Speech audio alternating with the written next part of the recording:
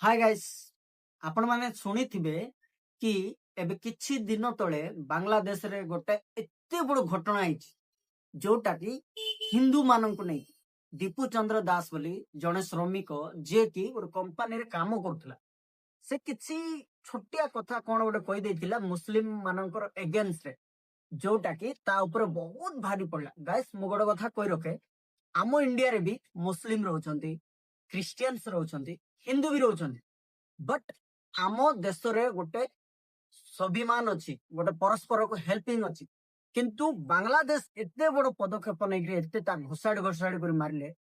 कौन सेठीर राजनीति किसी नथिला सेठीर कौन पुलिस नथिले प्रशासन किसी नथिला किंतु समस्त जानी शुणी चुप रही कहीं ना सेटा गोटे पॉलिटिकल चाल। तो सेति आपण माने कौन भाबुचंती कि हिंदुस्तान रे जो हिंदू माने रहउचंती यांको मानक किछि पदक्षेप नवा कथा ना एमितिका चुपचाप रहिवा कथा आपण माने कमेंट माध्यम रे कहंतु। रहिली जय जगन्नाथ।